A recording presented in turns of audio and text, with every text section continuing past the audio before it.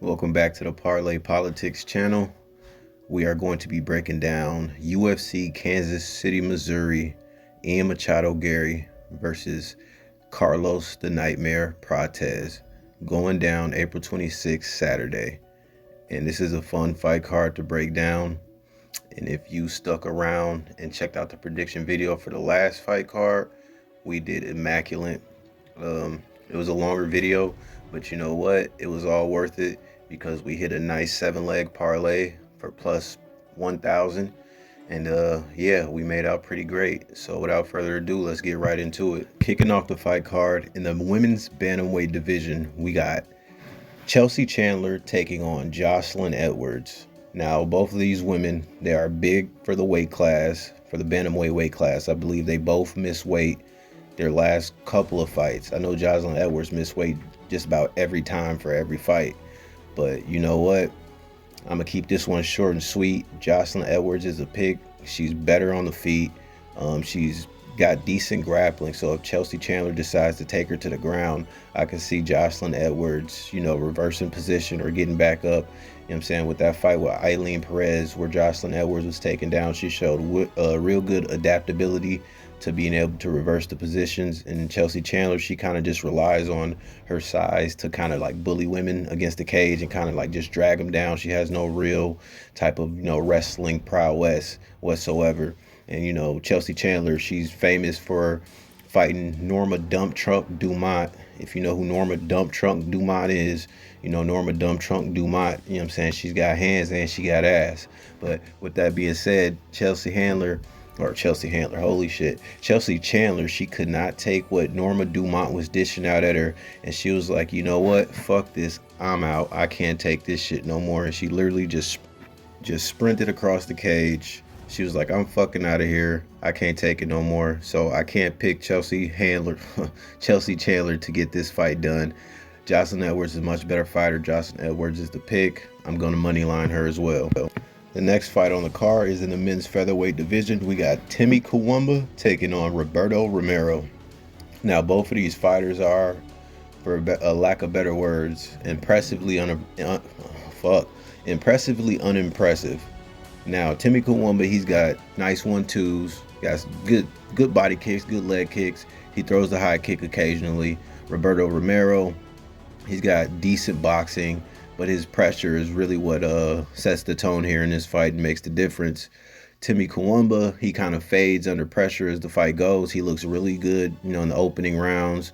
Looks really strong with his 1-2 combos. His hands are pretty quick. They're fast. But like I said, I think what sets the tone here is just the pressure that Roberto Romero is going to be bringing to the table. He's going to be pressing Timmy Kawumba against the cage, looking to sweep him off his feet and pretty much just gain points by, laying on top of him, maybe hunting for a submission here and there. I can see the pressure from Roberto Romero just wilting on Timmy Kawumba. Roberto Romero made his UFC debut against David Onama, who's on the fight card as well later on. And that was a pretty impressive, debut for Roberto Romero. Although he kind of gassed out in the later rounds, his first round was really good. I'm pretty sure he won the first round. I mean, he hit David Onama with a big shot, dropped him. And, he came pretty close to finishing David Onama. And David Onama is a pretty good prospect coming up in the UFC right now.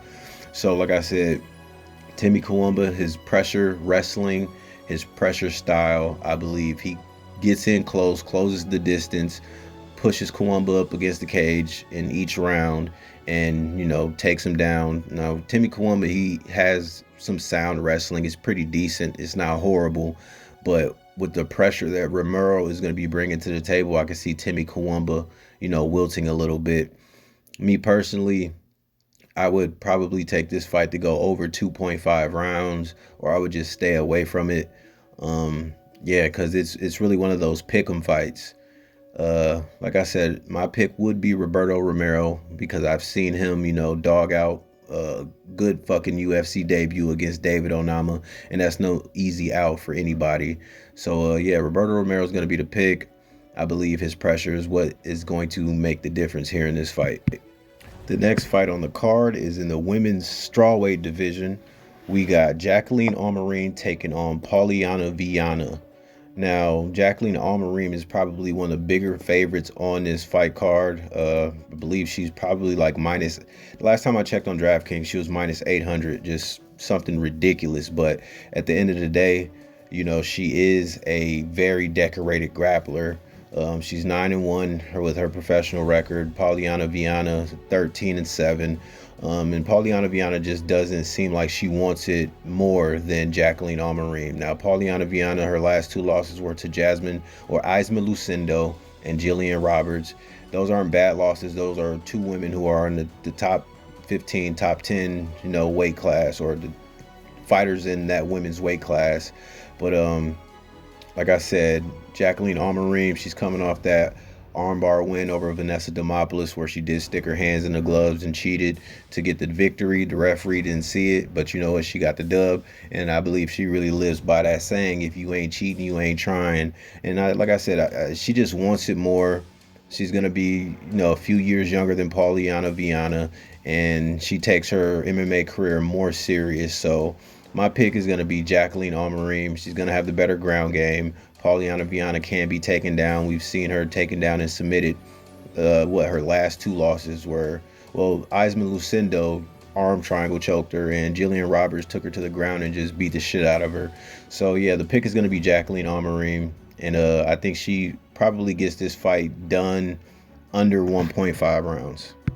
Now the next fight on the card is in the men's bantamweight division. We got Malcolm Wellmaker taking on Cameron Simon.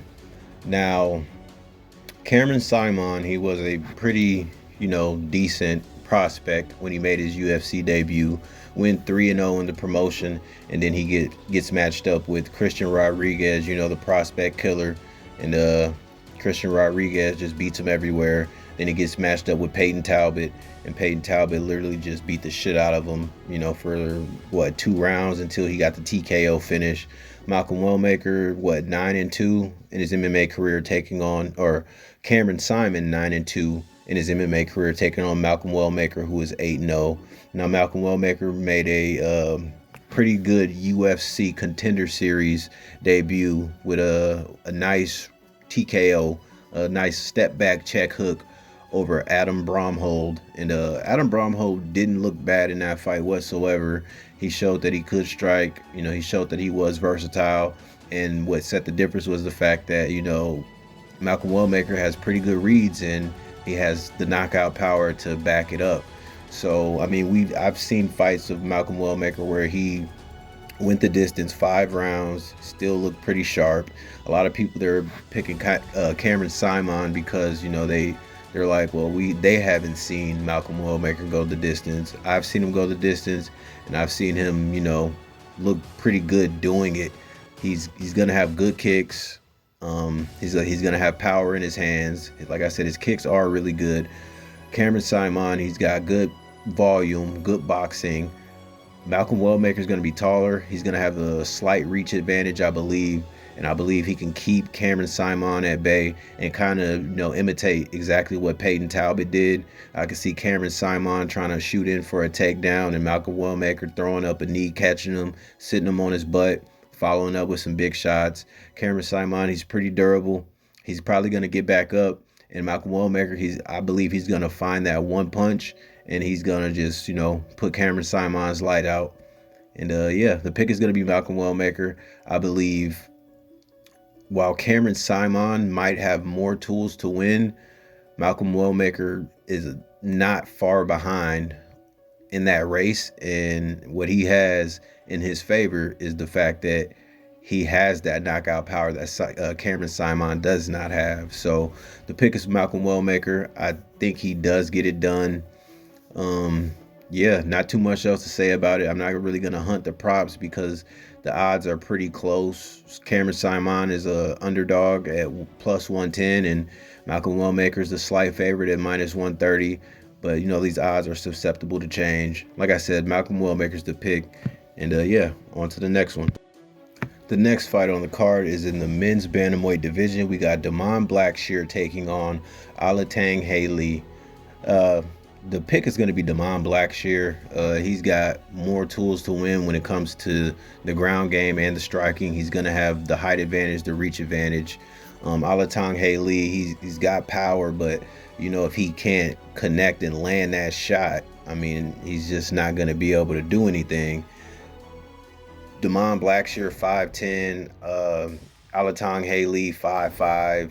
Damon Blackshear with a 72-inch 2-inch reach to Alatang Lee 66.5-inch reach.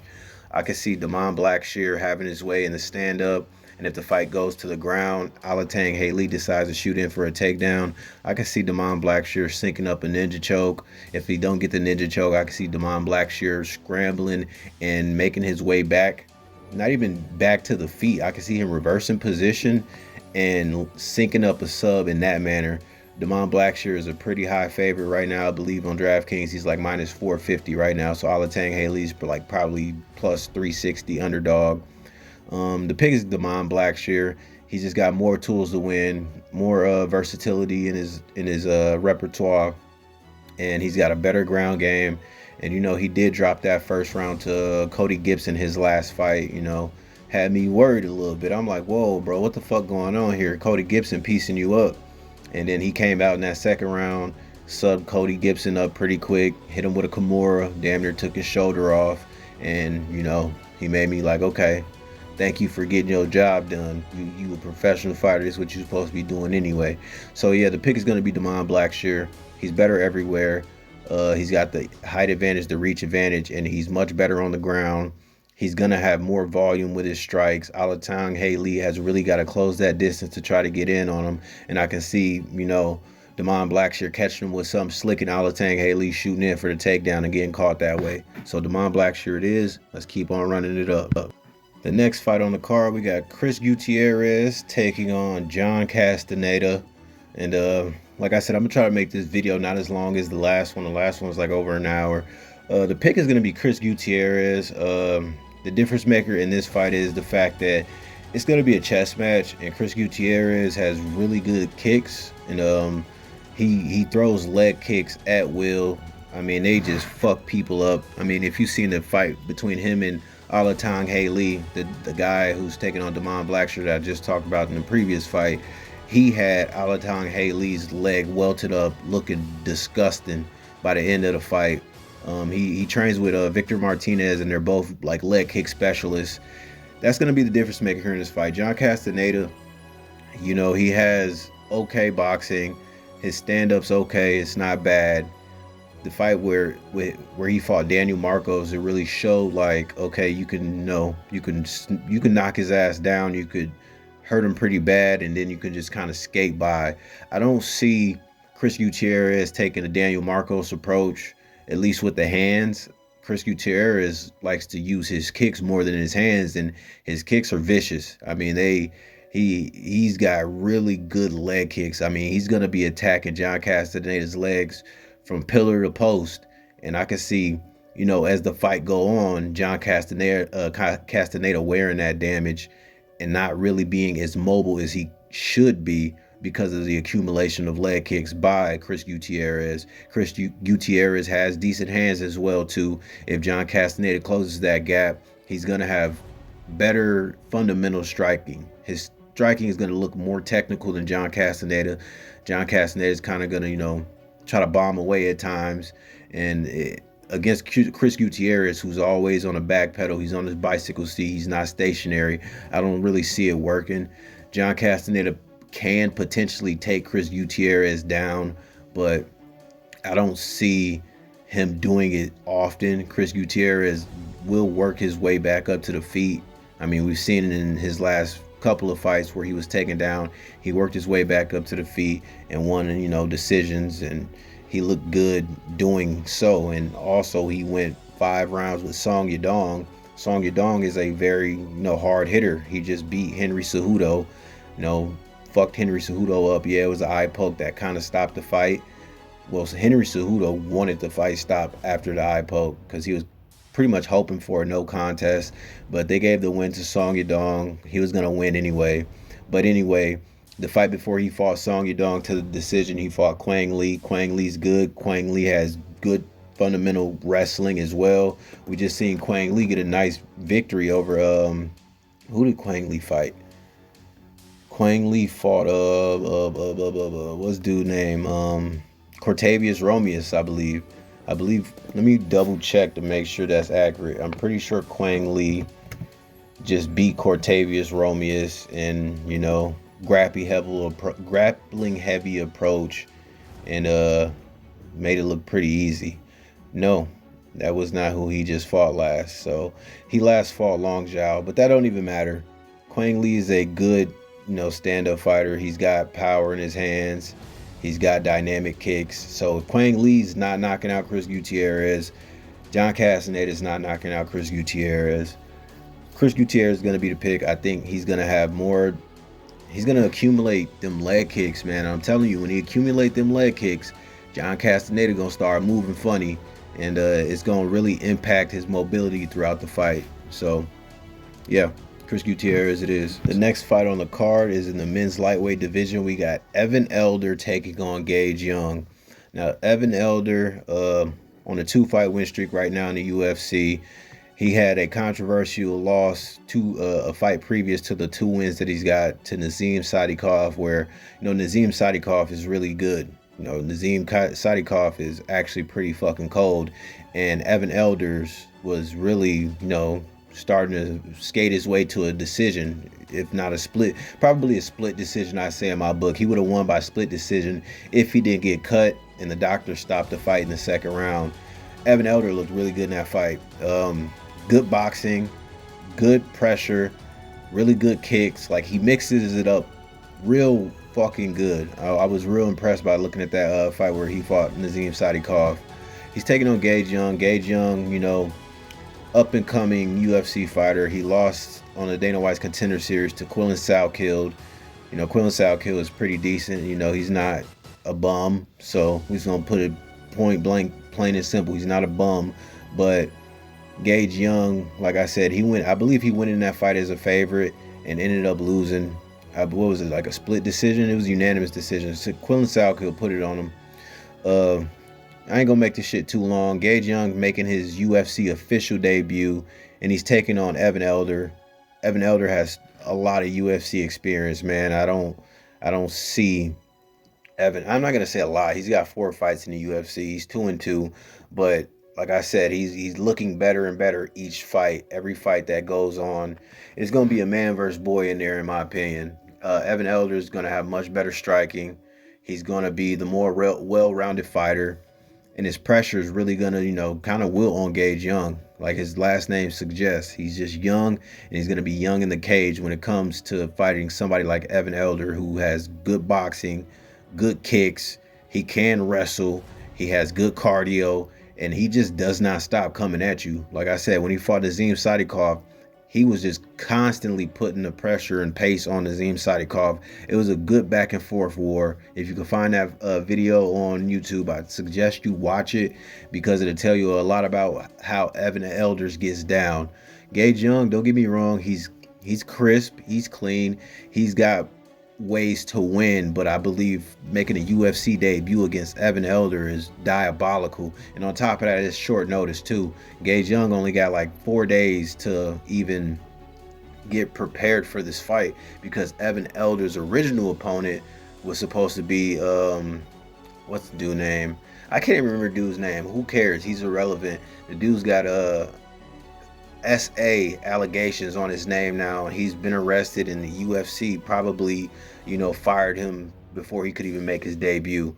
So Evan Elder is going to be the pick. I don't want to go too in depth on the background of the original opponent. Gage Young is just, it's too early to fight somebody like Evan Elders on a short notice at that. Like I said, that's diabolical. How does Evan Elder win this fight? Shit, I believe I believe Evan Elders can finish this fight, to be honest. I believe he can get the job done, either by club and sub, or does he? I don't really see him submitting Gage Young, but I believe he could put a pressure on Gage Young and probably get a TKO, to be honest. So yeah, on to the next one. The next fight is in the men's flyweight division. We got two veterans in the game coming back, making their resurgence. They both retired at one point. I believe they both retired. Well, Matt Schnell, he definitely retired his last fight, and I believe Jimmy Flick, he retired. When did he retire? He retired like 4 years ago and decided to come back. And since his comeback, he is what, 3 losses to 1 win in the UFC. Matt Schnell on a 3-fight losing streak. Oh man, where do I even fucking start with this? Matt Schnell, he started off as a really good fighter. I remember watching him on an MTV series. I believe it was called Cage. That's where I first heard about Matt Schnell. He was putting the pressure on guys in that show. I mean, this shit was like fucking 12 to 15 years ago. So, a lot's changed since then. I mean, especially since he's made it in the UFC. Matt Schnell, man. Oh my God. My boy ain't got no damn chin.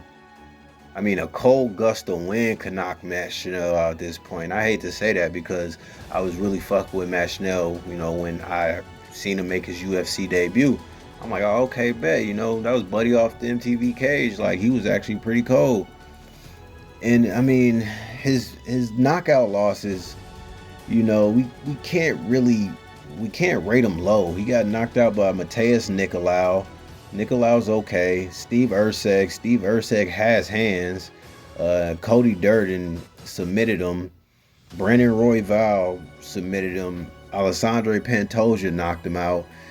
And man, this ain't no fight I'm a bet on. You ain't gonna see this fight in a single slip that I ever make. I recommend nobody bets on this fucking fight because, Matt Schnell is the favorite. Jimmy Flick is the underdog. I mean, Jimmy Flick has a path to victory by his ground game. He's pretty slick on the ground. Like, Jimmy Flick is a specialist when it comes to, groundwork. Jimmy Flick's been knocked out several times too. Got knocked out by Charles Johnson. Got knocked out by Alexandre Costa. He submitted Malcolm X Gordon, a year and 2 months ago. And then he lost that unanimous decision to Nate Maness.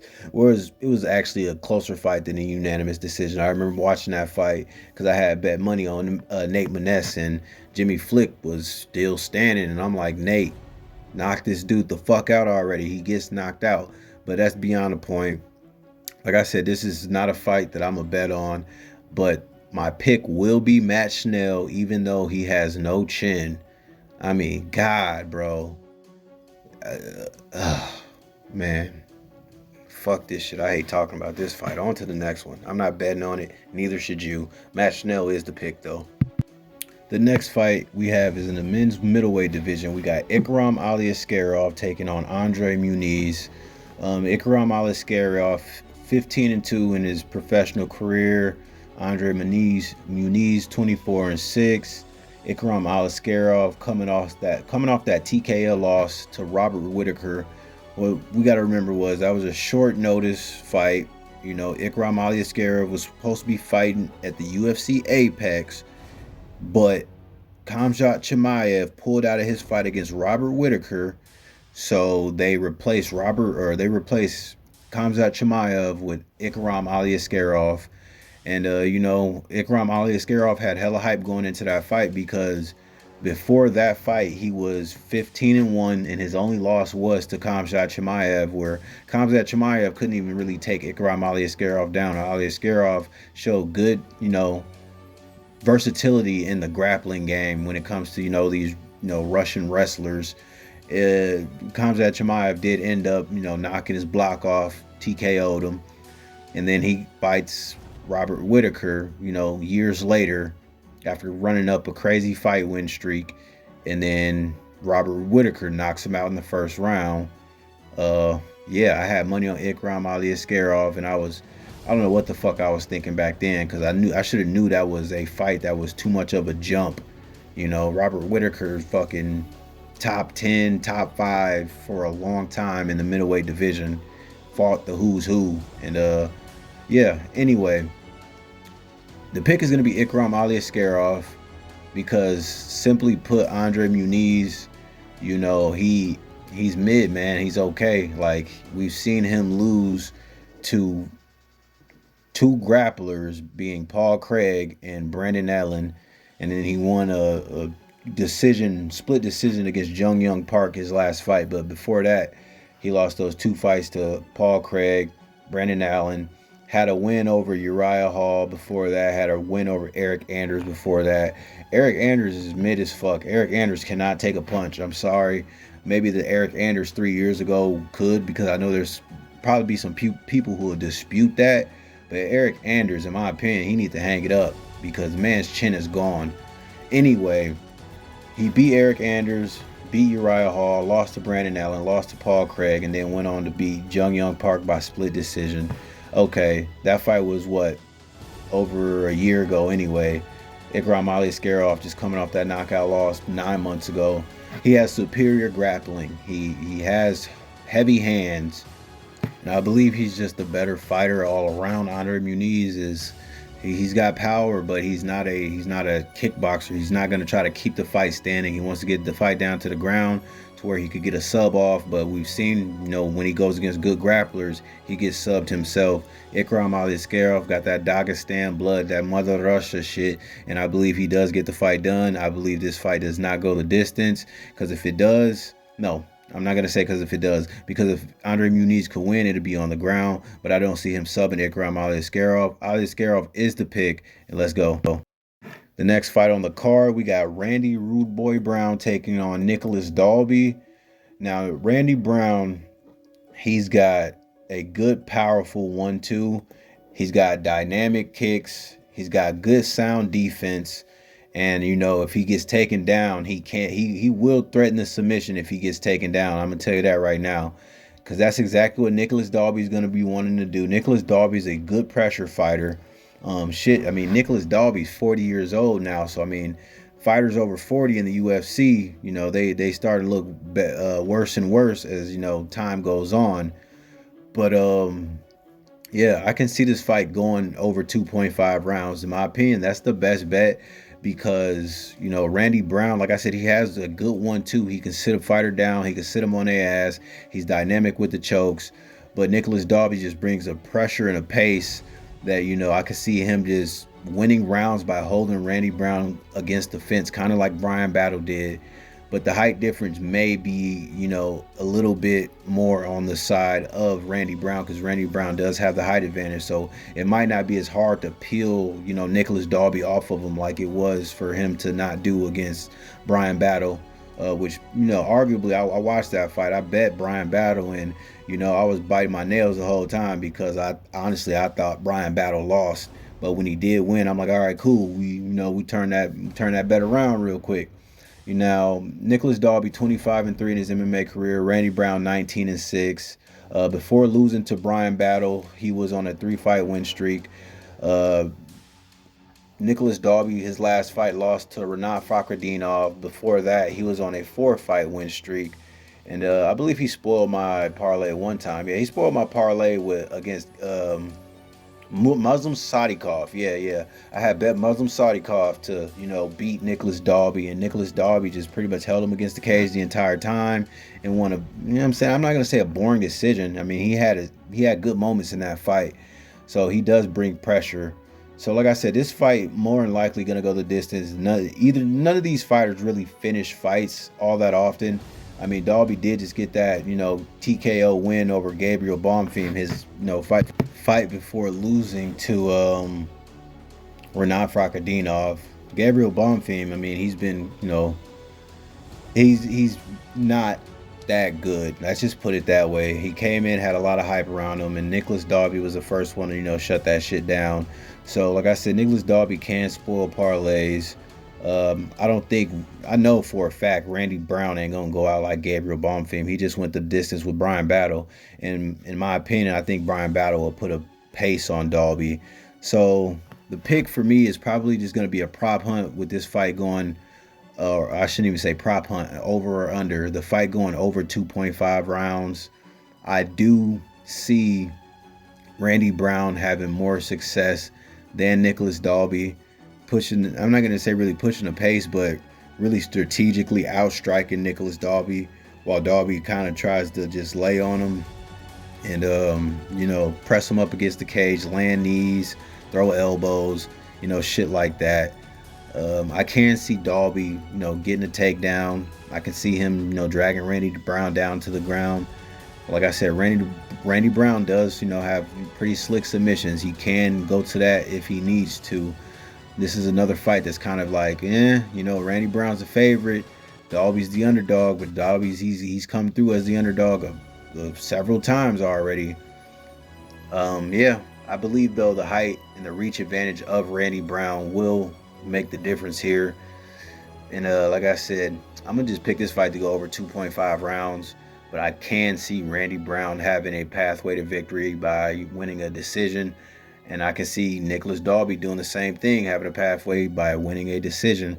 So I might just money line both of them. I might make an identical slip and just interchange them out.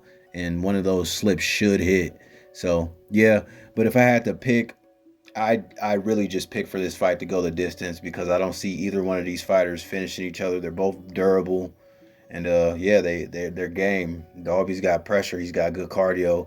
I mean, he's 40 now, so we'll see how he looks this fight. On to the next one. The next fight on the card is in the men's middleweight division. We got Michel Pereira taking on Abus Magomedov. And I'm going to keep this one pretty short, too. The pick for me personally is going to be Michel Pereira. He's more dangerous on the feet. The longer this fight stays standing, the more chance he has of knocking Abus Magomedov out. Abus Magomedov is, he's decent. Like I'm not gonna sit here and say he's bad. He's not bad. He's got a knockout loss to Sean Strickland, has a decision loss to Kyle Bahayo, beat Warley Alvarez, and then beat Bruno Ferreira his last fight by arm triangle. Fucking Michel Pereira though, he just fucks people up, man. I mean, he's a finisher through and through. His last fight, he lost to Anthony Fluffy Hernandez, but that's Anthony Fluffy Hernandez. I believe Anthony Fluffy Hernandez would put a pace on Abus Magomedov, despite the fact that Abus Magomedov does have wrestling in his back pocket. He doesn't go to it often, and I believe Michel Pereira can stuff the takedowns. He can defend because we've seen Abus tire himself out before a few times.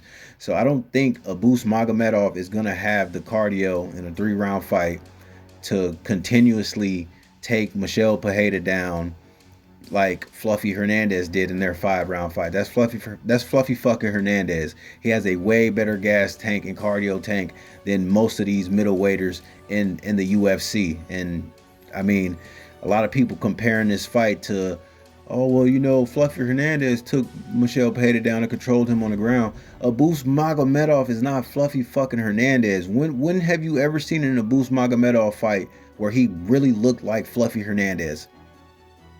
I'll wait because I ain't seen it really yet. I mean, yeah, his last couple of fights, he has, taken the approach of, okay, well, I'm going to just take these fighters down and, try to win a decision. But, he's not really he's not a Fluffy Hernandez. Let's just put it that way. He's never looked like Fluffy Hernandez since we've seen him in the UFC. Michel Pereira, he really gets people out of there. I believe I don't see this fight going the distance. I really don't. If you think this fight's going the distance, you're out of your fucking mind. The pick is going to be Michel Pereira. I'm not going to make this one too long. Abus is good, though. Don't get me wrong. He does have a chance to take Michel Pereira down. I just don't see him controlling Michel Pereira like that, like many people probably think that he will. So, yeah, the pick is going to be Michel Pereira. I think his power, his athleticism, and the fact that, we've seen Abus Magomedov get hurt several times in fights is going to make the difference. Michel Pereira is going to be the pick. The next fight on the card is the men's featherweight division. We got Giga Chikadze taking on David Onama. Giga Chikadze coming off of that loss to Arnold Allen where he looked pretty good. And Arnold Allen is a good up-and-coming prospect in the UFC. They really, banged it out. Giga Chikadze arguably won the second round. And the third round was, closer than it should have been. But essentially, Arnold Allen pulls through, gets a unanimous decision over him. Giga Chikadze, he's got more technical skills than David Onama. David Onama on a 3-fight win streak, where he beat Roberto Romero, the guy at the beginning of the video who we mentioned who's fighting Timmy Kawamba. That's, he's the one who caught David Onama in the first round and had David Onama, on Queer Street, as they say. He had David Onama fucked up, put it that way, had his ass out there looking bad. And I was like, damn, what the fuck is going on? Why is you out here getting beat like this? And then David Onama pulls through, pretty much put the pace on him, out dogs him, because that's really what it was. Roberto Romero took the fight on short notice, out dogged him. The fight before that beat Jonathan Pierce by unanimous decision. The fight before that knocked Gabriel Santos out. Then lost a majority decision to Nate Landwehr, where Nate Landwehr really made David Onama look bad. I had David Onama winning that fight, you know what I'm saying? And David Onama kind of fucked me over. I gave him another chance, and I gave him another 3 chances because his last 3 fights he went on a win streak. Now he's taking on Giga Chikadze, and this is a jump in competition. Regardless of how you want to put it, this is a pretty big jump in competition. I mean, David Onama's last 5 fights, the biggest name that he's fought was probably, I mean, they're all really not that big of names, but I guess you could say fucking Nate Landwehr or Gerald Armfield, because Jonathan Pierce too. Like, they're all not quality names. Giga Chikadze's fought Cub Swanson, beat Cub Swanson, fought Edson Barbosa, TKO'd Edson Barbosa, fought Calvin Kattar, lost to Calvin Kattar, fought Alex Caceres, beat Alex Caceres, and then recently fought Arnold Allen. Those big name fights, they were damn near 4 years ago, all of them. So, Giga Chikadze, has not been the most active, but he's better fundamentally than David Onama. David Onama, he's got that one-shot knockout power to, knock your dick in the dirt, and he can put you to sleep. But Giga Chikadze is pretty durable. This fight is closer than, it probably should be. I can see Giga Chikadze finding success, in areas, David Onama is lacking in. David Onama kind of leaves himself exposed sometimes when he throws these big combinations. I mean, they're powerful, yeah. But Giga Chikadze, he's a very sound fighter. Good with kicks. Boxing is okay. And, this is probably another fight that I'm just going to stay away from because, like I said, this is a pretty big jump in competition for David Onama. But David Onama should be able to get the win here. Yeah, he's got that power on his side. He's probably going to have the athleticism on his side. He's probably going to have the grappling advantage on his side as well. Like I said, Giga Chikadze, he's dynamic. He's got a lot of tools that he could, bring to the table that could pose a threat to David Onama. But yeah, like I said, we've seen David Onama fight Nate Landwehr, and Nate Landwehr made David Onama look ordinary as shit, and nobody really seen that coming. But Giga Chikadze, like I said, his last fight where he fought Arnold Allen, like, they both had a nice pace. They was both out there scrapping. It was a high-level MMA fight. Like I said, David Onama should get it done, though. I'm not going to make this one too long either. Giga Chikadze is good. But David Onama, I believe, is what they call the changing of the guard, the passing of the torch. I believe David Onama does get it done. But me personally, I'm going to stay away from this fight. But the pick is David Onama. The next fight on the card is in the men's light heavyweight division. We got Anthony Smith taking on Ming Yang Zhang. Let's just put it this way. Like, I'm not going to make this one long at all. Ming Yang Zhang is going to be the pick. This fight will not go the distance whatsoever. Anthony Smith, he's been knocked out a little bit too much for my liking. And Ming Yang Zhang, what is his MMA record? Shit, dude's like, he's 18-6, but he's like on a ridiculous knockout streak. Let me see. He's on like maybe a fucking 8-9 fucking finish streak in his MMA career right now. He's knocking people out left and right, really doing them dirty. He knocked out Tuco Tokos. Okay, Tuco Tokos is a bum. I ain't gonna even lie. He knocked out Brennison Ribeiro. Brennison Ribeiro is good. Brennison Ribeiro got power, and then recently knocked out Ozzy Diaz. And Ozzy Diaz, he can crack too. He's not a bum. Ozzy Diaz, his last fight, he was the underdog and ended up beating he beat a big prospect. I can't remember dude's name. Don't really matter. Ozzy Diaz got that fight done, and Ming Yang Zhang knocked Ozzy Diaz out before that before that fight. Anthony Smith coming off that loss to Roman Dolidze by a unanimous decision. They were just, it was a boring ass chess match. Roman Dolidze couldn't, shut Anthony Smith's power out. Roman Dolidze not really known to. Roman Dolidze can hit hard. He just wasn't hunting for the finish in that fight. I don't know why. It is what it is. Dominic Reyes shut Anthony Smith's lights out, and made it look pretty easy. He had like 122 significant strikes to Anthony Smith's 22 significant strikes. So yeah, like I said, I'm not gonna make this one long at all. Ming Yang Zhang beats Anthony Smith inside the distance. I'll probably just bet that this fight does not go the distance, because we've seen Anthony Smith fraud check Vitor Petrino's bum ass. I'll never in my life bet on a Vitor Petrino fight again. And Ming Yang Zhang is going to be the pick. On to the next one. Now, the main event on the card, we got Garry taking on Carlos the Nightmare Prates. Let's just break it down as simply as we can. Garry is a good fighter. He's a how can I even put this? Because on paper, well, not even on paper, just by what we've seen, he looks like he'll be the more well-rounded fighter. But the guys that Carlos Prates face, they don't really allow him to showcase his well-roundedness, because Carlos Prates knocks him the fuck out. Every fight that Carlos Prates has in the UFC, it is by finish. Carlos Prates has not been to a decision in the UFC whatsoever. Now, Carlos Prates, 21-6 in his MMA career. Garry, 15-1 in his MMA career. Garry coming off that loss to Shavkat Rakhmonov, where I believe he really just exposed that, Shavkat's good, but he's not unbeatable. Even though Garry lost, he had really good moments in that fight where he had better exchanges on the feet than Shavkat.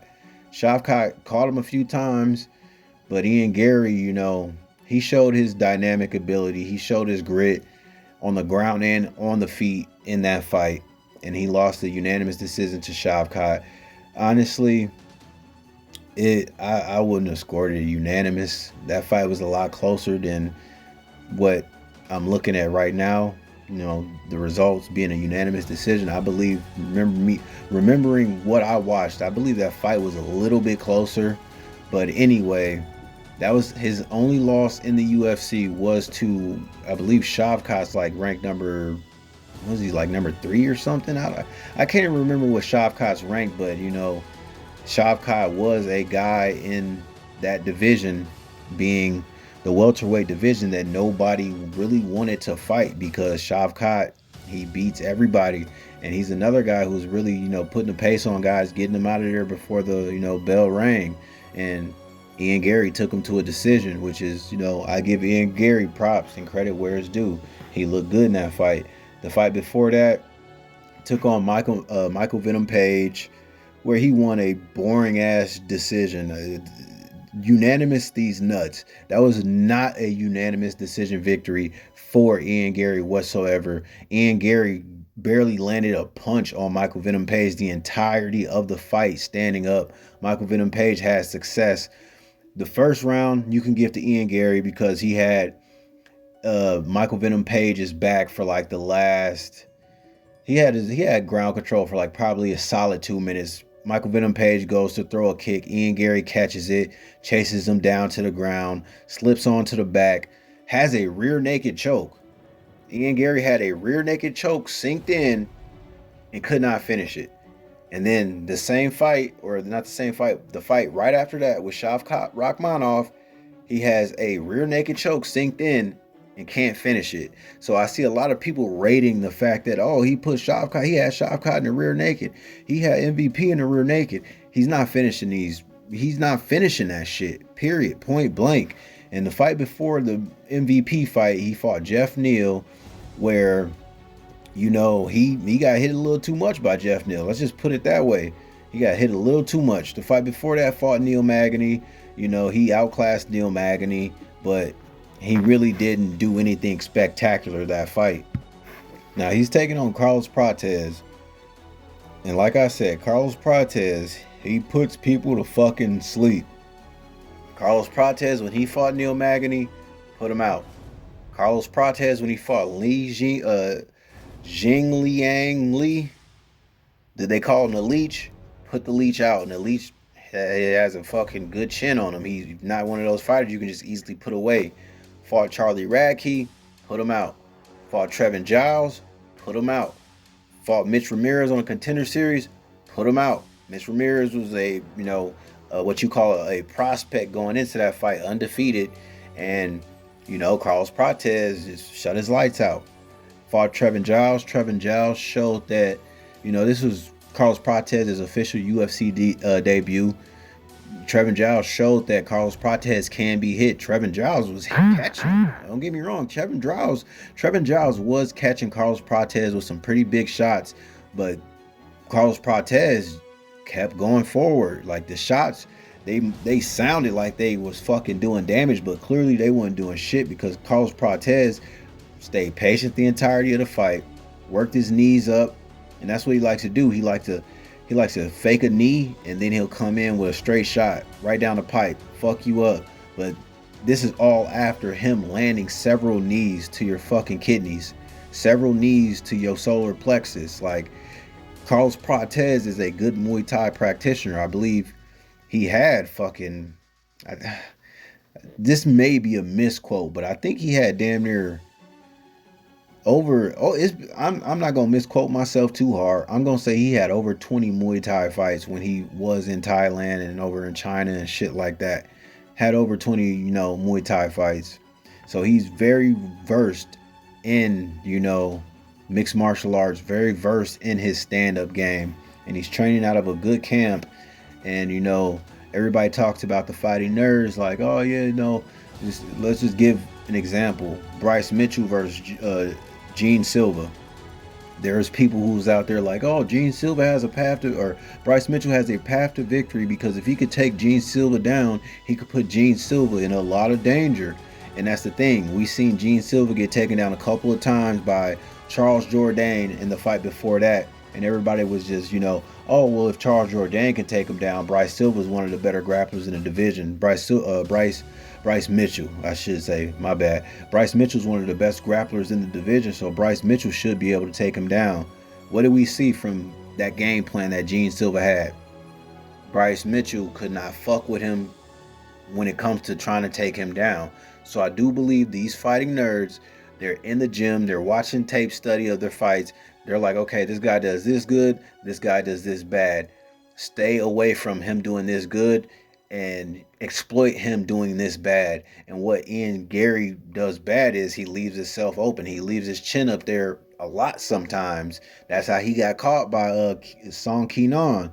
He went in for a flurry of a combination. Song Kenan catches him, makes his chin touch his shoulder. He made his chin touch his shoulder, damn near decapitated him. And Garry fought through the adversity. He took a beating for, you know, that last half of the first round. Came back and, you know, really put a pace on Song Kenan, showed good recovery. And, you know, Song Kenan just showed a lack of fight IQ, because if you got a guy hurt that bad, why the fuck are you grappling him, holding him up against the cage, trying to take him down? You're supposed to let him stay on Queer Street. You're supposed to let him stay wobbly, and then you catch him again, and then you shut his lights out. I think Carlos Prates is going to find a big shot just like that. And what Carlos Prates is going to do is he's going to be patient, but at the same time, he's going to go for the kill. He's not going to try to grab Garry and take him down to the ground. He's going to come up with knees. He's going to come up with elbows. He's going to come up with teeps. And then he's going to find that big hook that's probably going to put Garry to sleep. And yeah, Ian Garry, like I said, he's good. He's well-rounded. Don't get me wrong. When you look at these fights in the UFC, you'll think, okay, Ian Garry, he should have a more dynamic skill set than Carlos Prates. You're solely basing that skill set off the fact that we have not seen Carlos Prates tested by any of the fighters that he's fought, and they've both fought a couple of the same fighters. And Ian Garry, he's going the distance with the fighters that Carlos Prates is, fucking tucking in. Carlos Prates is putting their ass to bed, and Ian Garry, he's, getting boring decisions. So this fight can either go two ways. Ian Garry could possibly win by decision, or Carlos Prates could win by knockout.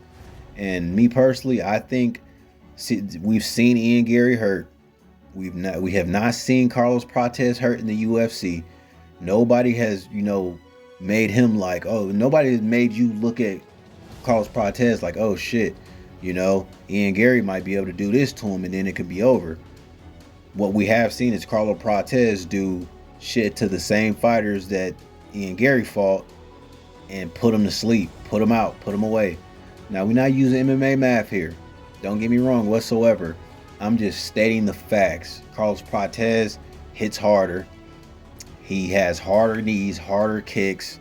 Ian Machado Garry, he can put combinations together well, but when you're going up against somebody like Carlos Prates, he's going to try to come in there with the best game plan he can possibly have, and that's to take Carlos Prates down. And I see a lot of people like, oh, Garry gets to take down, and what happens then? To be honest, Ian Garry's not a fucking grappler.